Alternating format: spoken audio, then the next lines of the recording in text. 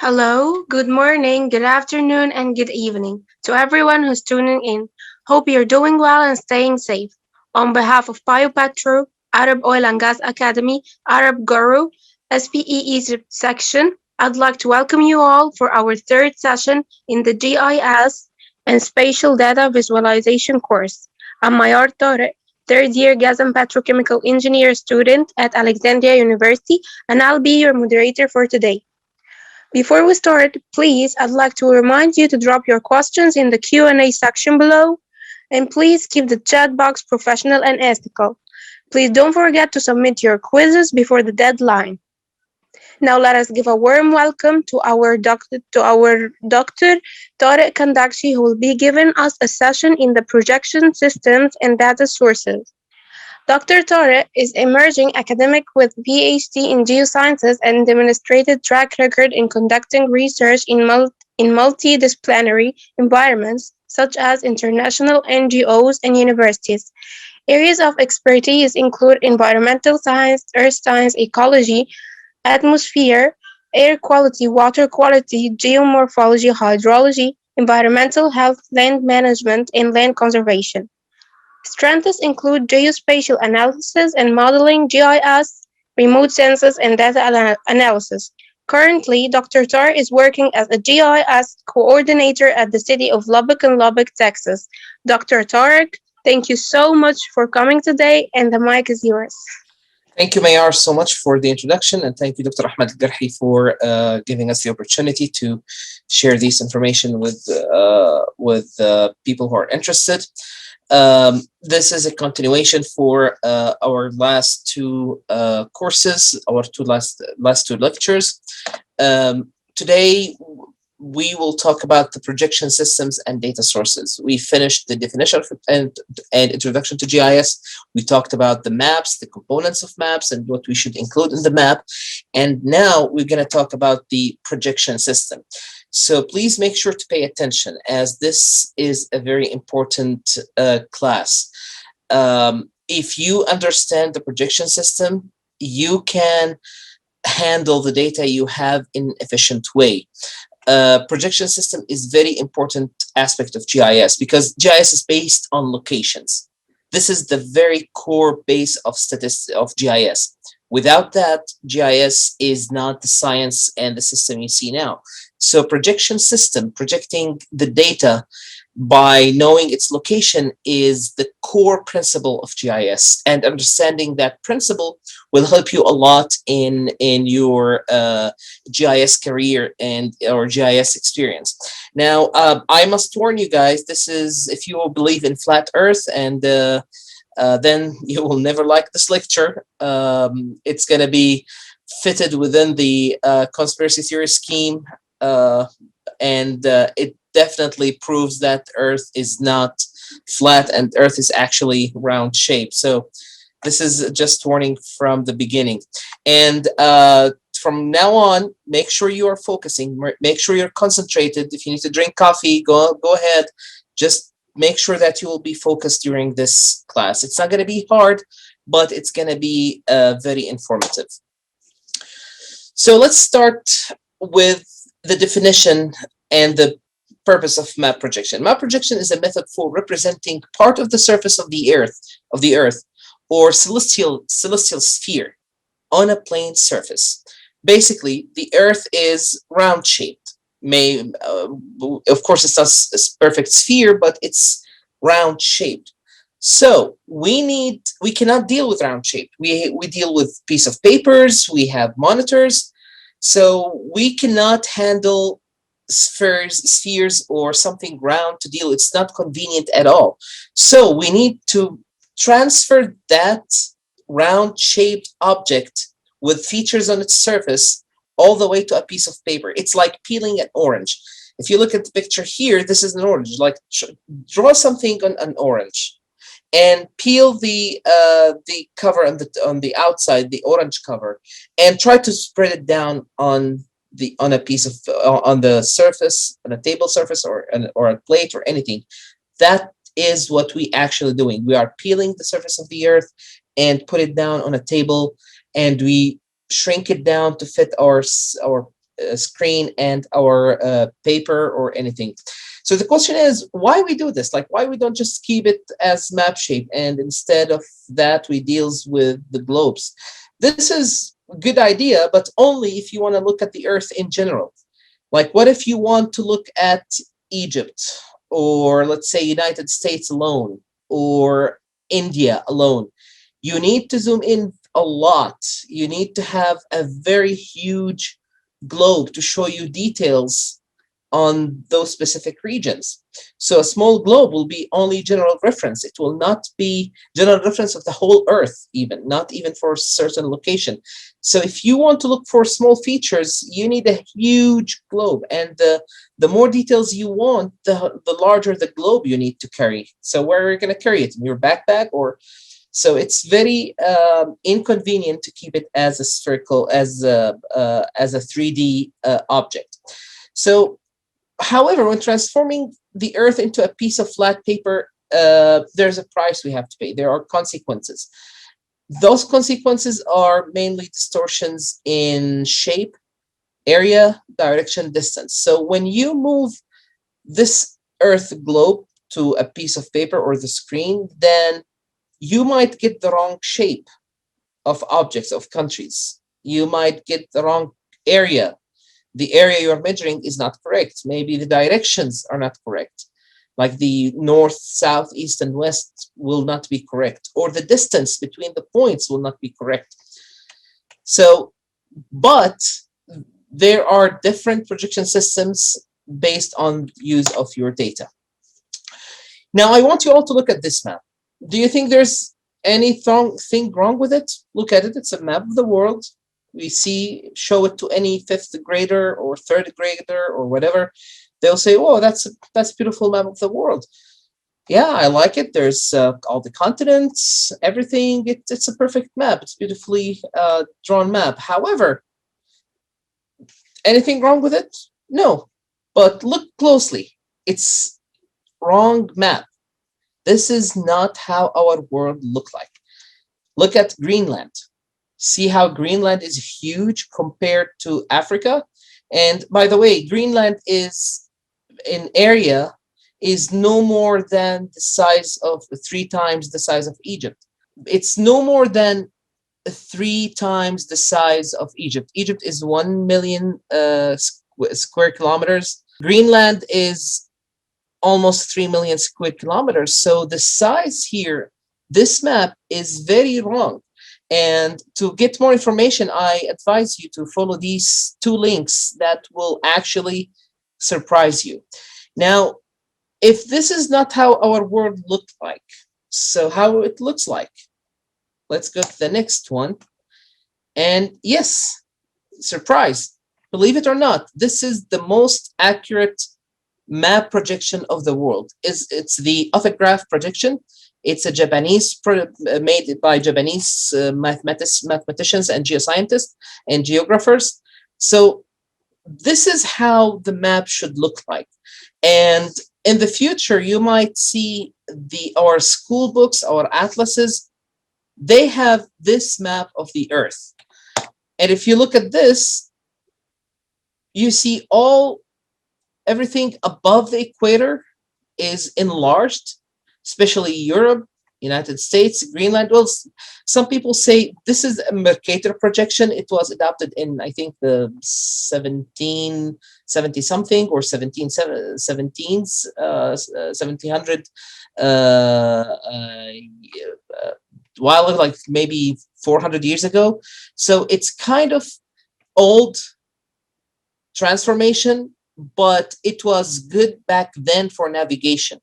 This projection system here, the map you see here, is good if you are sailing from, let's say, London, from UK all the way to United States, for example. This is good for showing the navigation path. So how you go in the sea, this is good for it. And some people say that it's because of some sort of a discrimination issue, because everything on top of the equator is bigger. And even the location, like who decided that Greenland should be on top? Why not here? Why not here? How come on top? Why we have north? Why we said north is up and south is down? So this all related to the projection system and the standards knowledge we have. So this map, which people say it's discriminatory because it shows Africa in the lower part of the world and Europe and United States on the upper part of the world. So it's kind of makes plays with the subconscious of people. We have, when we say somebody succeeded, we said he's top of the mountain. We say the sky is the limits. And when somebody screwed up, we say he's down to hell. So we assign up to heaven and down to bad things. So this is one of the reasons why people starting to question this projection system, which is not only wrong, but it could have some racial aspects to it. This based on discrimination and stuff, and they are starting to move towards more open concepts of mapping. So as example, you see this one, the map is flattened all the way. You have Africa and Asia. Here you have United States and South America. Here you have Australia at the bottom, and so it preserves shapes. See, if you look at the shape of Greenland here, it's very much appropriate. It's way much less than Africa, which is normal, which is how it's actually on the real world. Now, map projection based on the Earth shape, the whole Earth shape. Now, we know that the Earth is not uniform in shape. We have mountains, we have valleys, we have different structure based on the topography we have on Earth. So it's very coarse surface, and mapping that surface is hard. Now, it's not the only problem, but the other problem, which is even more major in shaping the Earth than the features, the topography of the Earth, is the gravitational potential energy. So when the Earth goes around itself, it creates some sort of gravitational power that push some part of the Earth away from the center. So the Earth's surface is actually lumpy. We're not talking about topography here. We need to distinguish not topography, mountains and valleys, but the crust of the Earth, like the surface of the Earth itself is lumpy, which will not make it as a perfect sphere. If the Earth is perfect sphere, then that's amazing. But if not, but because it's not a perfect sphere, that will add more problem. And that's what we call the geoid science or geodesicity. Geodesicity is trying to understand the shape of the Earth as accurate as possible. So if you look at the image here, this is the actual surface of the Earth. And then scientists and scholars and researchers said, well, okay, we need to see a surface that represents the Earth in a more sensical way, so in a more appropriate ways. Then geodesicity became the solution, and they drew a line, kind of a line around the Earth to shape like this, as you see it here. So what basically is that? So geodesy, imagine if the whole Earth is covered by water, and this is where the sea level concept comes from. Like, imagine the whole world is covered by water, and the Earth goes around itself, how the water will shape, how it will go. And the baseline is what we call now sea surface, which is we refer all when we say a mountain is such and such meters or kilometers above sea surface. This city is such and such kilometers or meters above sea surface. And or this valley is let's say like 500 meters below surface, below sea surface. This sea surface is actually the geoid line that developed by people. And then after you do that, you need to make a perfect sphere. And by the way, the Earth is not sphere, it's ellipsoid. It's called oblate spheroid. Ellipsoid, and it's squashed on the top and elongated on the equators with this rough lumpiness. So when we do projection, we try to draw this line here, which is make the Earth, the surface of the Earth, as flat as possible. Now, when you do that, you will see differences. Like maybe here, like this point is not going to have a correct projection, and the point here is not going to have correct projection. But if there's a land touching this line, then it will be the projection. And this is what we call datum. So geographic coordinate system considers the Earth as an oblate spheroid, as we said, and define locations accordingly. And it includes angular unit of measurements, a prime meridian, and datum. So the datum is very important. Those concepts. Now we're talking about geographic coordinate system. And later on, we're going to talk about the projected coordinate system. But let's focus now on the geographic coordinate system. We deal in geographic coordinate system, we deal with the Earth in lats and long degrees. As like this is the center of the Earth, and how much you go up and down and right and left, that's what we call the longitude and latitude. And those are hypothetical lines. Longitude and latitude, they are not real.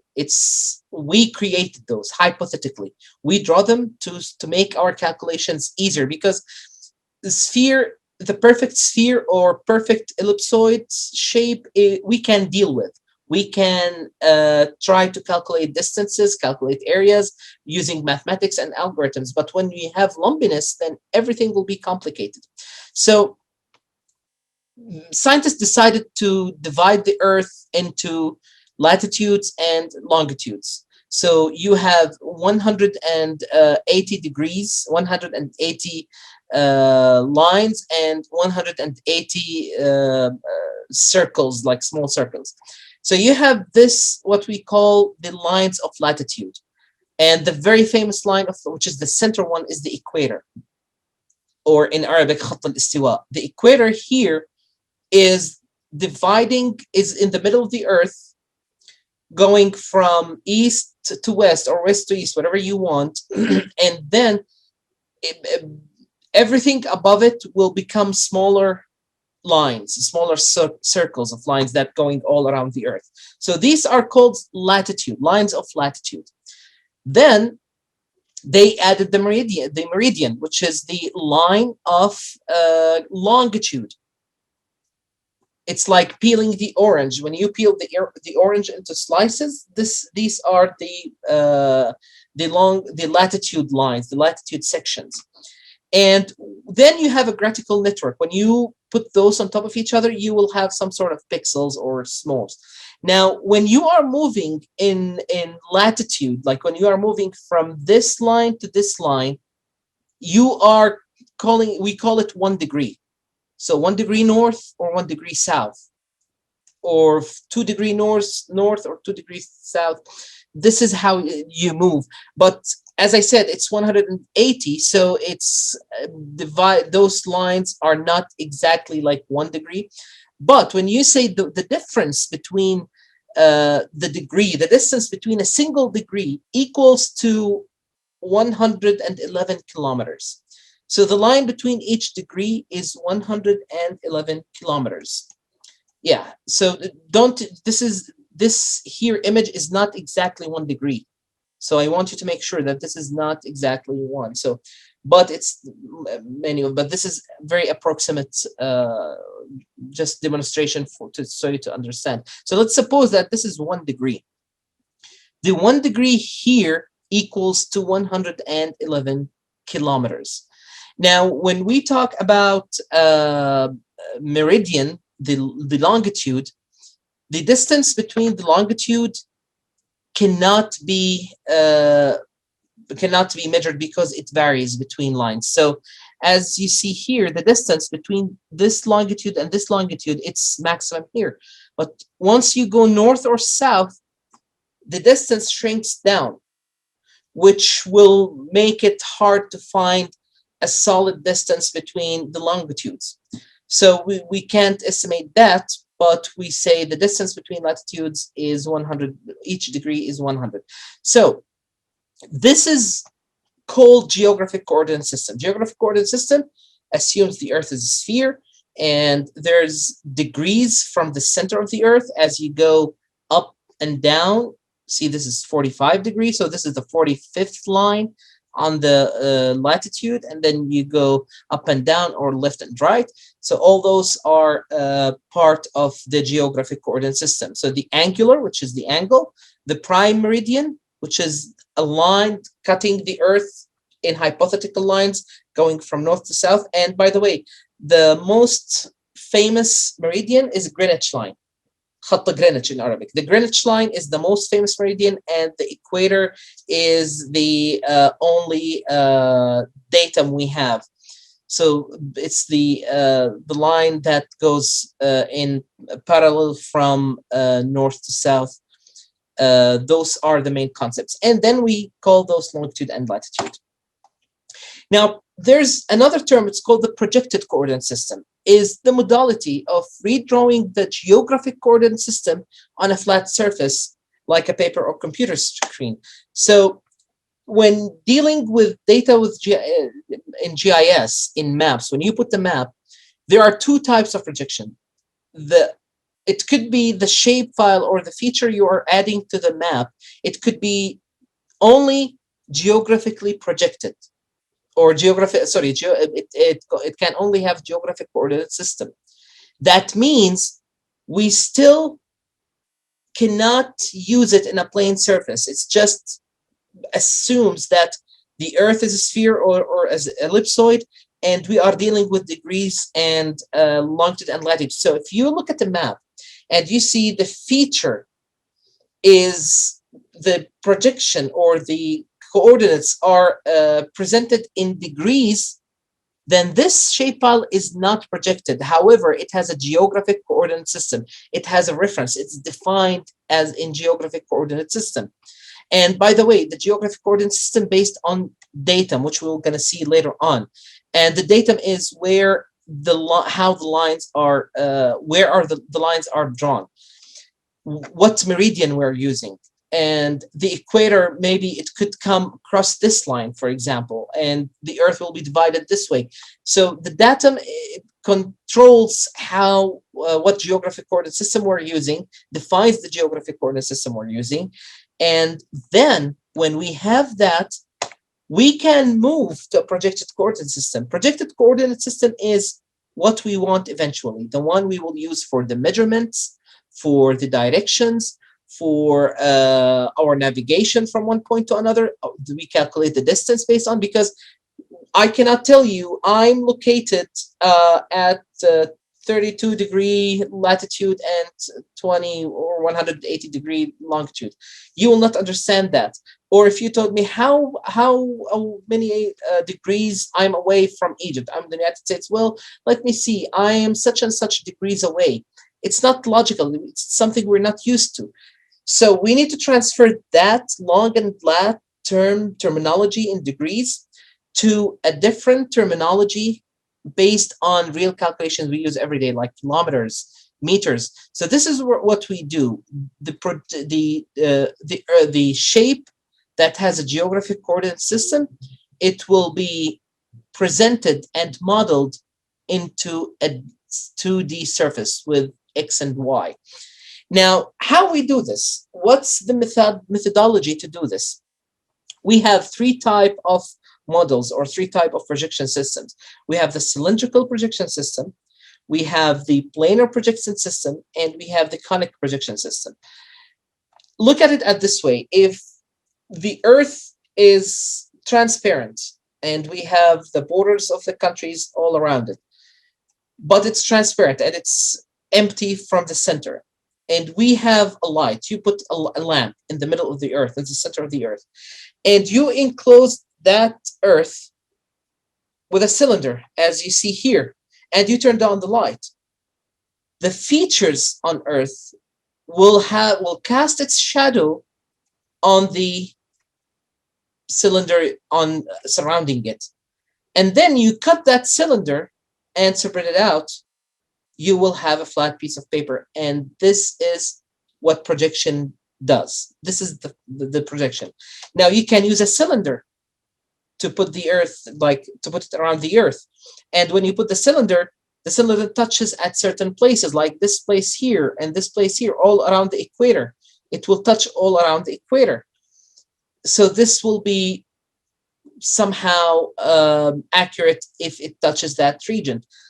Now, we use a different shape, which is the conical system, a conical shape. You put it on top of the Earth, and then when you cast the shadows of the features of the Earth, you cut that and spread it. It will have this shape, and the Earth will be on here.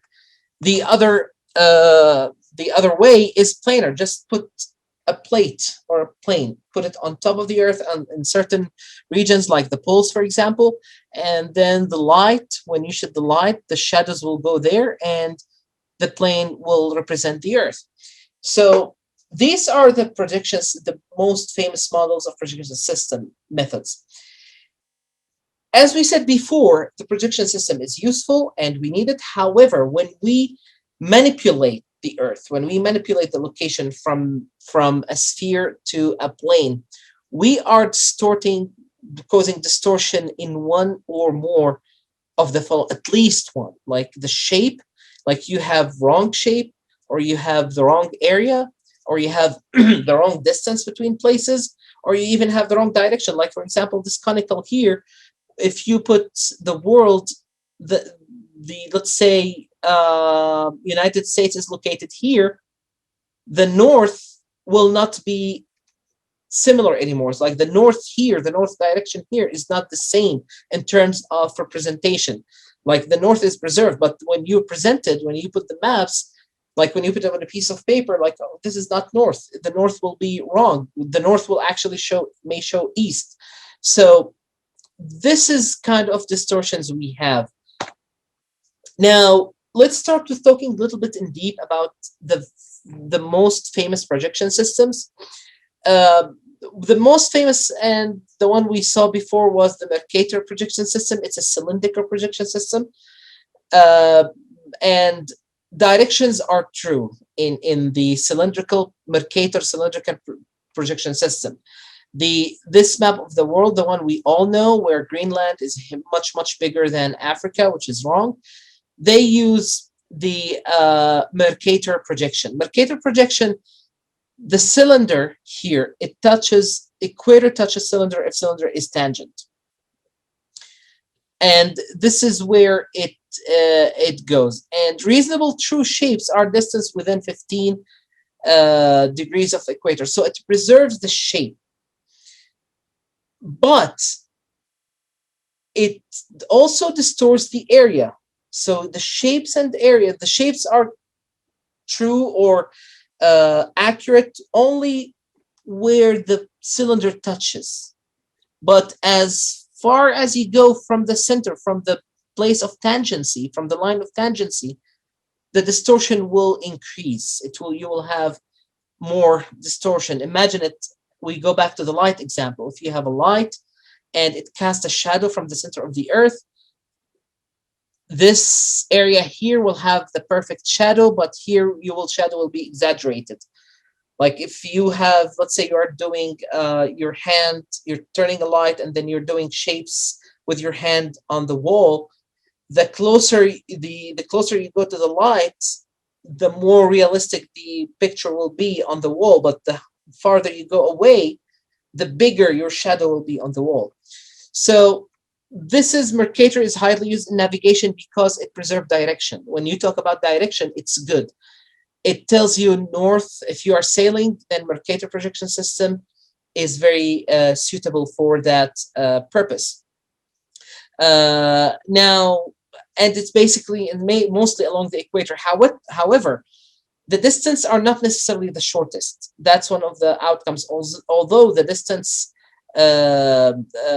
is somehow true along the equator, it's still between two locations is not necessarily the shortest. And that was one of the problems in addition to the wrong area that Mercator projection presents. Now, the other type of cylindrical projection is transverse Mercator. So instead of putting the cylinder on on elongated way going from north to south.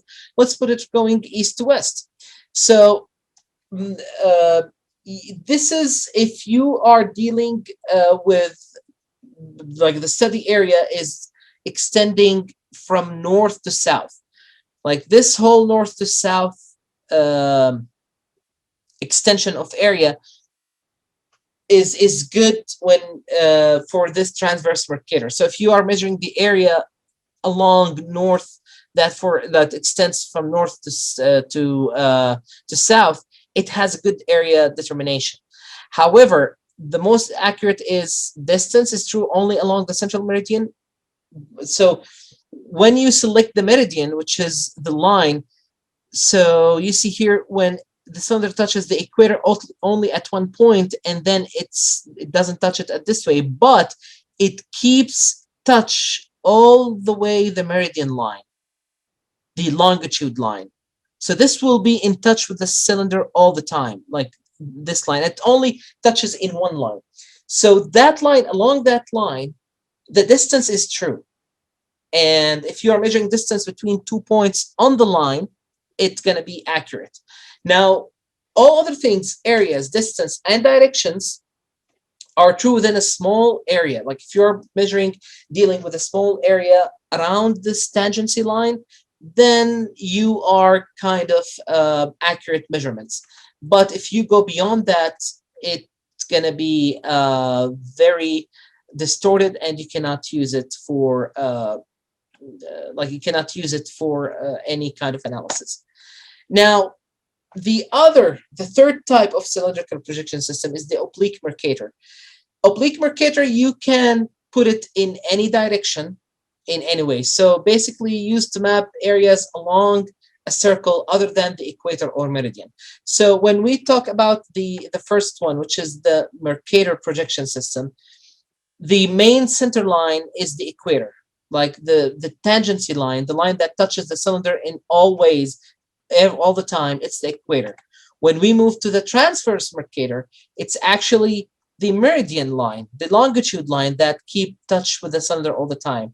Now, what if we want what we want to tilt the cylinder, make it this way or this way? Then we call it oblique Mercator. It's very depending on who created that map, who created that projection. So each country has its own projection.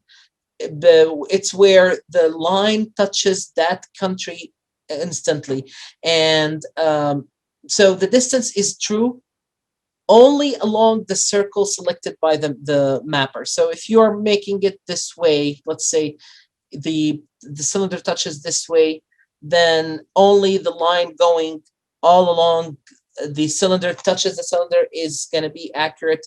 Distance is true along that, but area, distance, directions, and shapes are true within 15 degrees of the line of tangency. So this is one of the this is the first type of projection, cylindrical projections. Now let's go to the second type, which is the planar projection. The planar is where you put a piece of like a plate or a round paper on top of the earth. Now we have two main types. The orthographic, it's not good for anything. Honestly, it's not good for it's not good for area calculation, not good for distance. Everything is distorted. It's only good if you want to have a view of Earth from space, like let's say for astronauts on ISS or in visiting the moon. The way they look at Earth, it's a perspective view, and this is kind of orthographic planar system. If you want to map the moon, if you want to map other planets, because we see other planets through telescopes and other means. We are not actually there. We don't have some sort of projection system nor calculations. So this is a perspective view of these planets. And by the way, this was the oldest projection system, I think. It was developed by the Egyptians and Greeks over 2,000 years ago. So the Egyptians, the old Egyptians, were aware of this projection system. It was actually developed by them, some historians say, and maybe they used it in their maps. I would appreciate it if somebody would share with us if there's any map like uh, shared, like if you're aware of any maps created by ancient Egyptians, that will be good to see. And so, as I said, areas, shapes, and distances are distorted. The only thing that we can depend on is the direction. Direction is true from the central point of tangency. So when you put the planar on top of, let's say here, so directions only from the center. Like if you want to measure, let's say this point from the center, yeah, but if you want to measure this point from this point, it's not accurate. So it's only accurate if you are measuring from the center of tangency. The other type of planar projection system is the stereographic. It's mostly suitable to map the polar areas, the North Pole and the South Pole, Arctic and Antarctica. This is most suitable for that purpose because the shape is true. Areas and distances are distorted, and the distortion increase as we move away from the central point of tangency. So if you care about the North Pole, the center of tangency will be the North Pole. If you care about the South Pole, the center of tangency will be the South Pole. And direction also true from the center point of tangency. And yeah, so it preserves the shape all around the map, but others are like different. Now, so what's the difference between the orthogonal, the orthographic, and the stereographic? It's how the mathematics and algorithms is built in that model. That will affect many things. If you want to know more about that, you can go to links I'm going to provide later on. So you can go to these links and see more about how those maps are mathematically created. Now, the third type of projection is the conic projection system. We have two main types. We have Albert's equal area, and we have Lambert Conformal.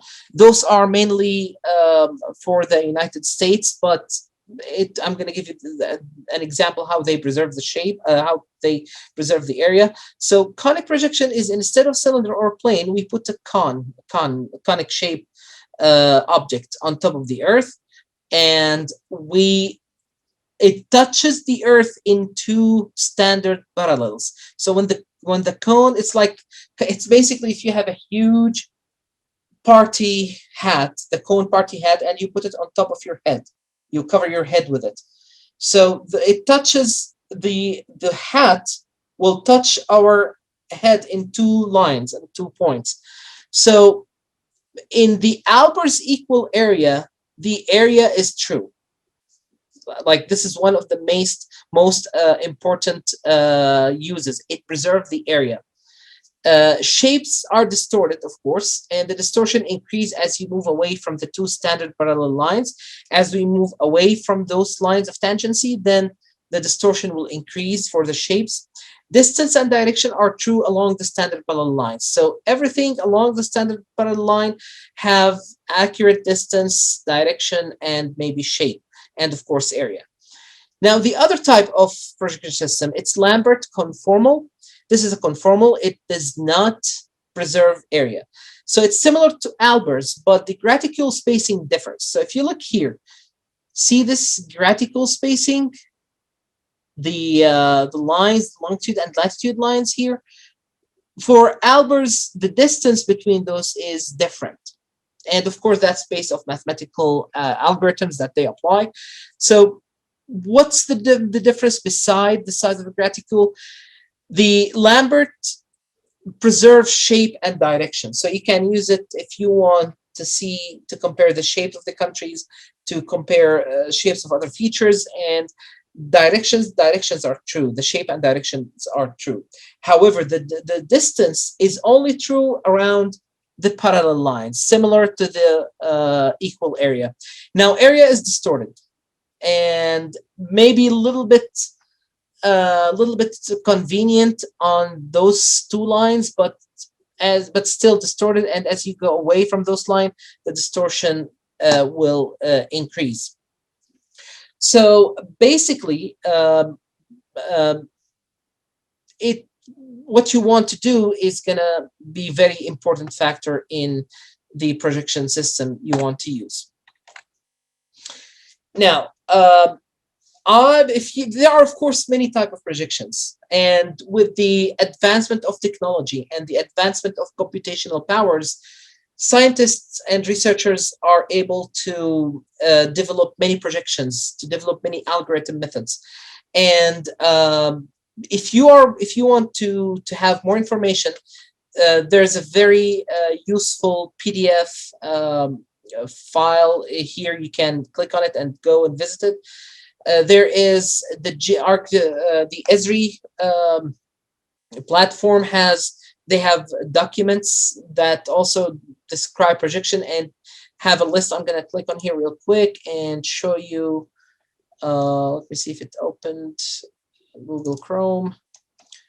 Okay, so if you see this link here,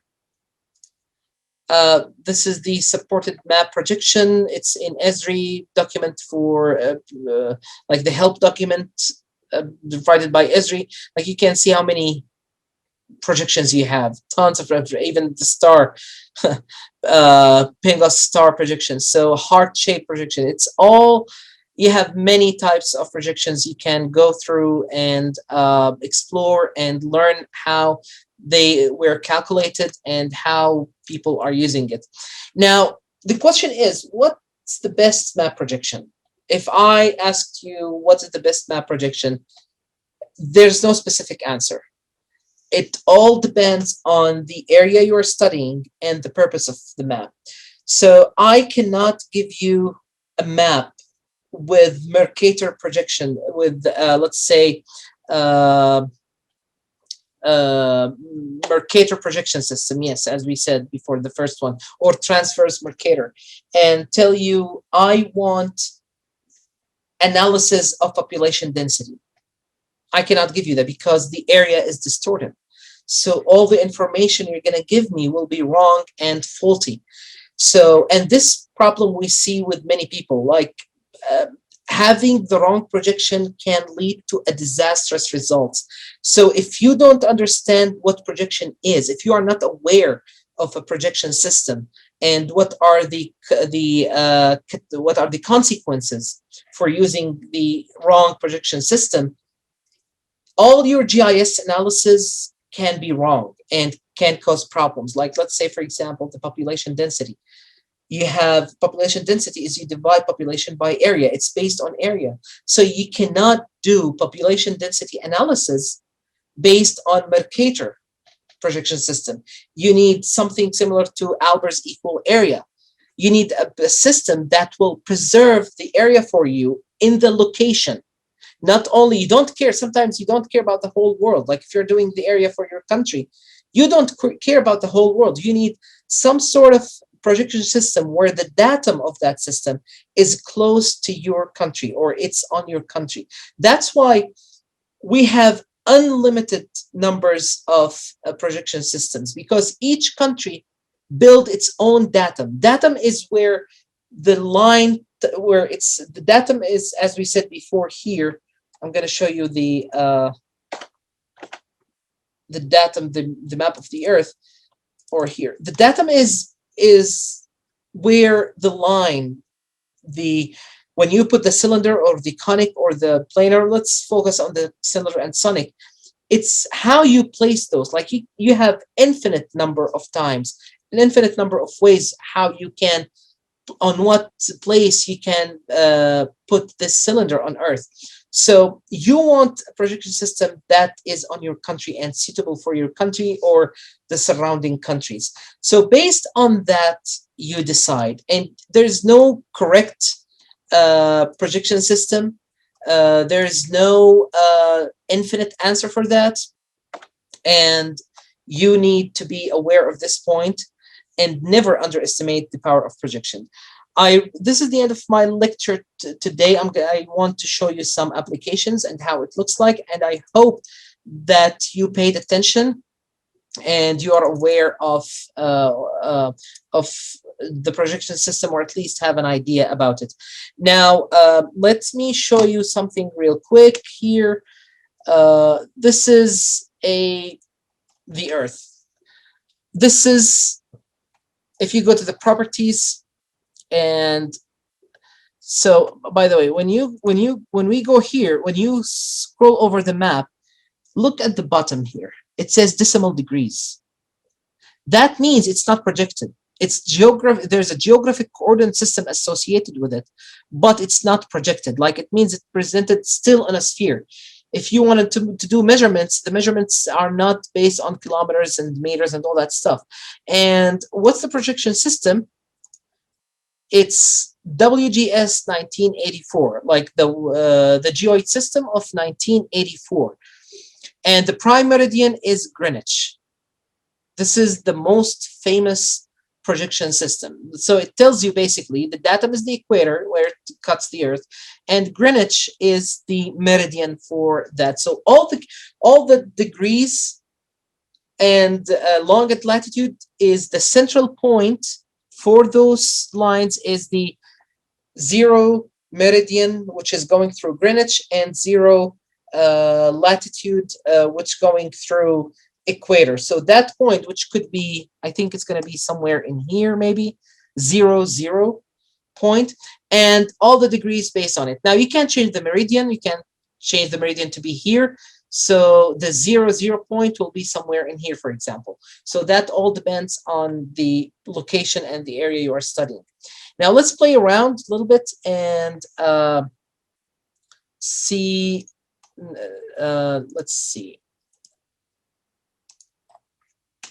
Let's put here the coordinate system. Let's put it to maybe, let's use Antarctica, see how it's going to look like. And this around Antarctica, let's see. It did not change because it's still within the geographic coordinate system. But now let's use a projected coordinate system.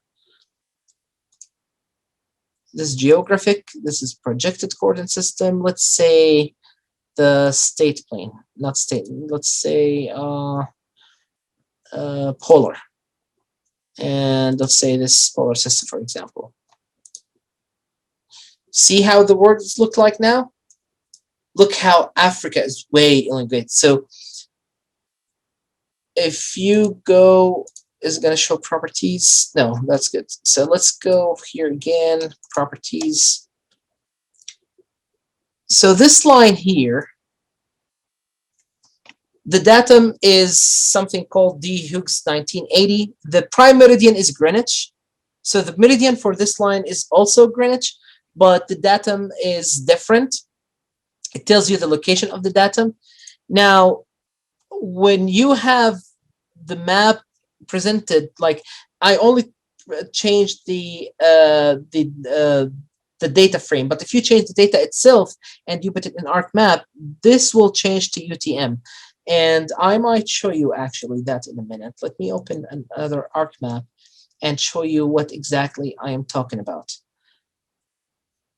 Meanwhile, this opens, actually it's open now. Let's add something real quick. And one of the things about ArcMap is when you add a layer, the data frame will automatically, the default will be the first layer you add. So sometimes you need to close ArcMap and open it again to reset this.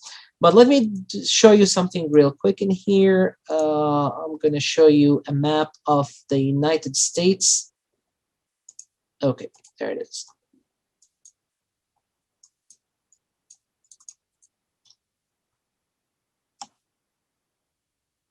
And let me see in here.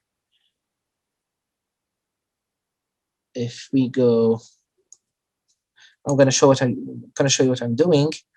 This is part of my PhD dissertation, and you can see a lot of shape files. Okay, this is the study area, so map. Okay, US admin Albers. This is the best one. Okay.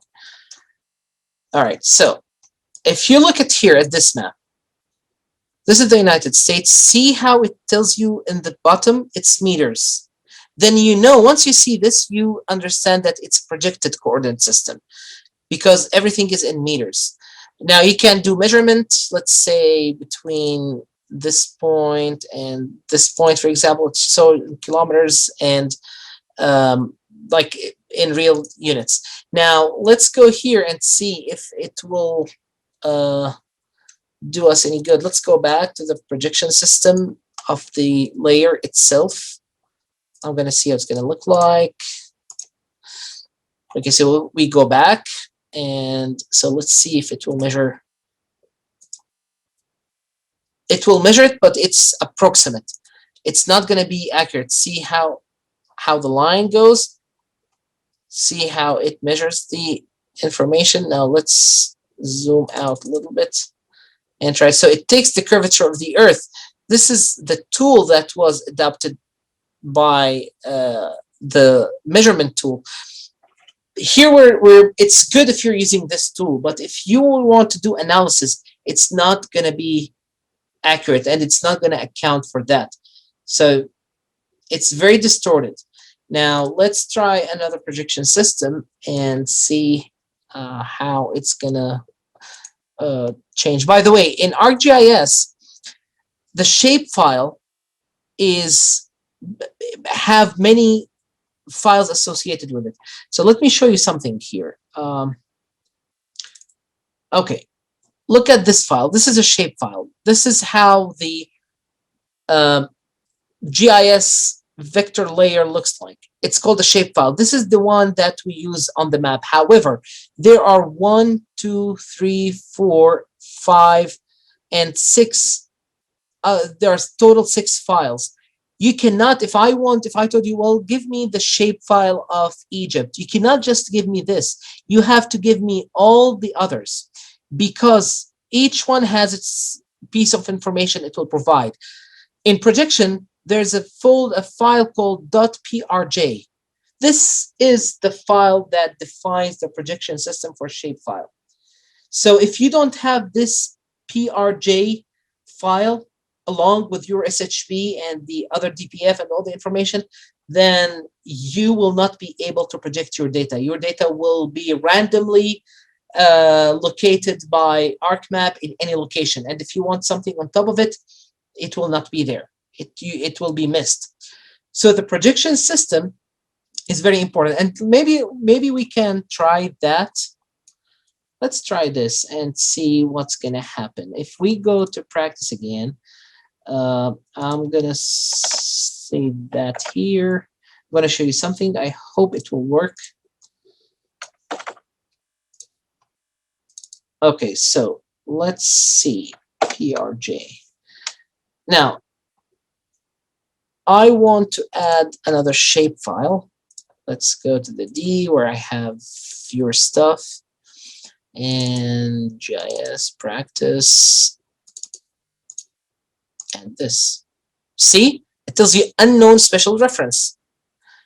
Now, because it previously added to this one, now let's add it to a brand new ArcMap, because here it preserved the location of the previous layer. That's why it showed it up. But let's put it from the beginning and see how that will change. Now it's open. Let me see, put it there.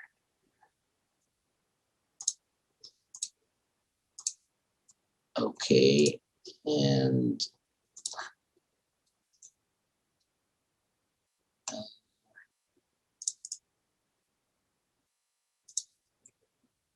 let's see if I have it in here. Let's put the United States temperature practice. Let's put the Egypt boundary again here. Okay. So this map, okay, I think ArcMap crashed on me. It's okay, it happens sometimes, but I'm gonna put it later on. So what happens is when you put a shapefile or a certain layer that does not have a reference, it will be randomly inserted in any place of the world. Like you might see it, you might put the map of Egypt and you will find it in the ocean here. it will tell you there's no spatial reference. It's not projected if you don't have the PRJ line. So what we do is we define the projection for that layer. In here, there's a tool that's called define projection, or let's put here projection. So define projection, it tells you if you are the PRJ or any kind of projection file, projection folder. Okay.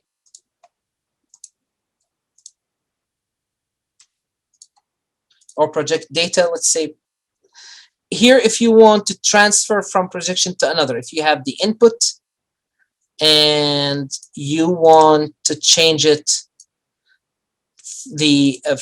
like if you have the input coordinate system, like if you are moving from one coordinate system to another, like if you have data for Egypt in geographic coordinate system or any projected in conical area, and you want to move it to another projection system, then you change that, or you know that this projection system assigned to this feature is wrong, then you change it and put it in there. So let's try again some other projections in here. Go to properties. I want to find a cool projection. And as you said, ArcGIS has many type of projections. Like let's put one for let's project it coordinate system for Egypt. Let's say let's try continental Africa, not Africa. National grids maybe. Let's try side like Egypt blue belt or Egypt Gulf of Suez. Let's try this one and see.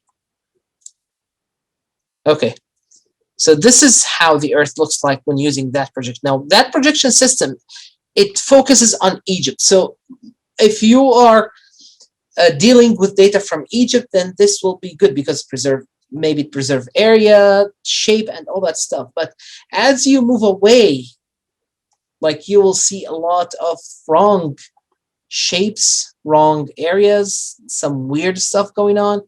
And so it's not the best presentation if you are dealing with other parts of the world. But if you're focusing on this area, then yeah, it's good. And let's see if we can have another projection just for fun. Let's try another UTM. UTM is also a very famous projection system. It's and very universal. You can let me. I think Mayar is not here. She just texted me that she needs to be in there. Just a second. I need to add Mayar. Mayar.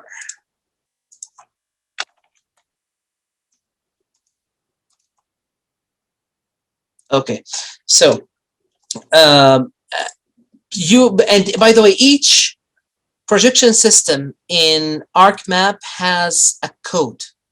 It has an ID associated with it. So you can sometimes just type the ID here, or let's say you want to look for Lambert projection system. It will show you a list. It will show you a list of where Lambert can be found. It tells you it's here.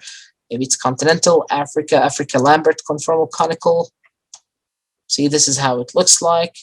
So each projection system in ArcMap has its own ID, unique ID. And with the advancement of technology and computational power, we have more projection systems and more potentials we may have.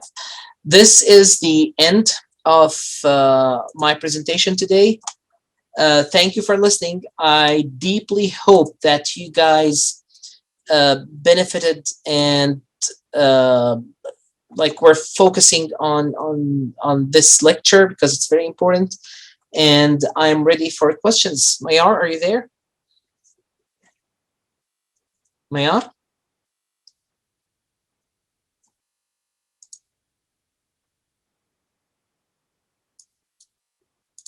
Mayar is not here.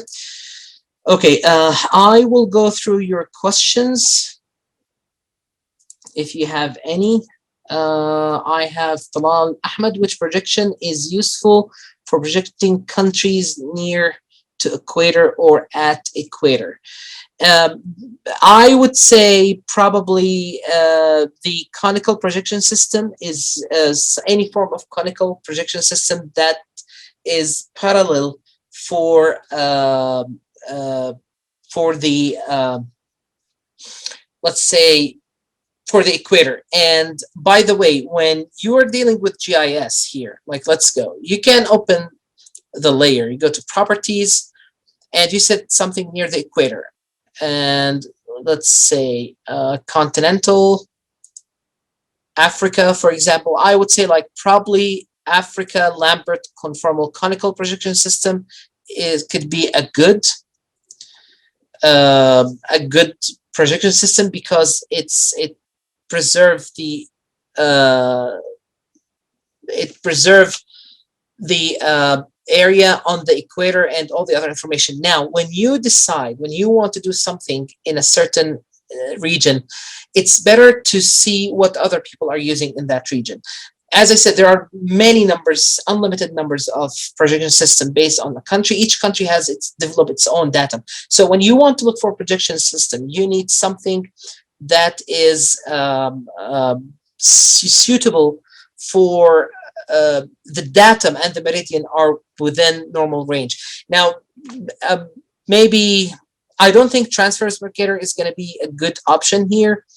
Let me see what you can use. Maybe any type of equal area conical projection system will be useful for areas around the equator. That will be. I hope this answered your question. If not, you can just write it down. Saqaleen Haidar, how do we know which coordinate system to select for a project or area? That's a very good question. You have many ways to do that. You can either ask people who work with GIS and tell them, well, what projection system is good for us. That's what I do. Like if I want to work on an area, I ask the people who are familiar with that area and tell them what's the best coordinate system.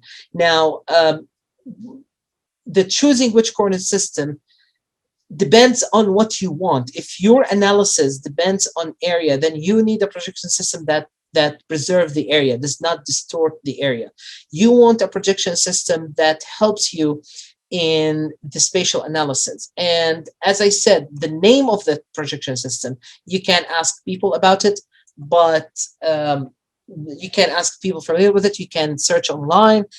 You can look for people experiences. It's mostly shared on experience. And then sometimes you can build your own idea. Like, okay, if my analysis based on area, like let's say, for example, crop production per unit area, then you need you need a projection system that preserve area in your region.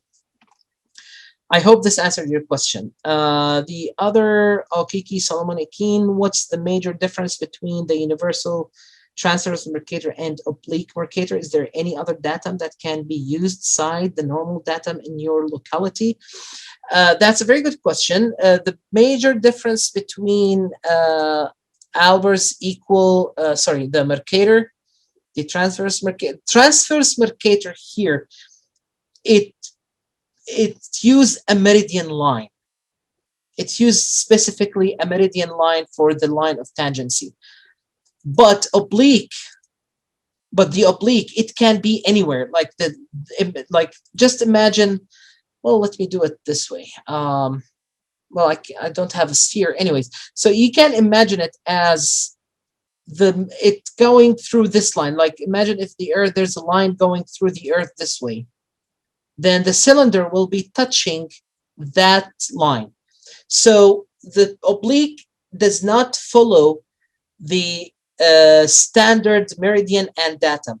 Now, your other part, is there any other datum that can be used aside from normal datum in your locality? Yes, if it's close to it. It's better to use datum close to your locality because that will give you, not when we say locality, that's assuming that your study area is your local region. But let's say you live in Africa and you're doing a study on the United States, then you want to use a system that the datum is suitable for the United States. And it all depends on what you're doing and what you're measuring and what type of distortion you want to avoid. I hope this answered your question. Hawaii Y6 difference between Albert's equal area and Lambert Conformal. That is a good. Okay. The difference is in the size, in the algorithm itself. Like when you build the algorithm, some scientists decided like, okay, Albers and Lambert, they're the same basically. The area is true in both of them. The area is true in the Albers equal area, but Lambert is conformal. It's called conformal type of projection system, or conformal type. So what you see, it does not preserve area. Area is distorted. So the main visual, let's say, difference is the graticule. You see if this one, the Albers is like narrower area between the graticles, while the Lambert has a wider area between the graticle. Look at the top here. See, it's small, then a little bit bigger, while here it starts with bigger, and etc. So this is one of the major differences. Albers equal area, preserved area, while Lambert does not preserve area around the world, especially if you are moving away from the line of parallel lines. Now, again, the most important thing is be aware that there's no best coordinate system. Projection coordinate system depends on the area and your type of study, what you want to avoid, like what distortions you want to avoid, and what aspect you want to preserve, and base your analysis on it. Thank you. Thank you so much. Thank you so much, Dr. Tarek. This was really informative, super informative lecture. Now, to highlight, this session has been uploaded has been recorded and will be uploaded soon on BioPetro and Arab Garo YouTube channels. So kindly make sure to subscribe on both channels. Wishing you a great day, stay safe, and bye.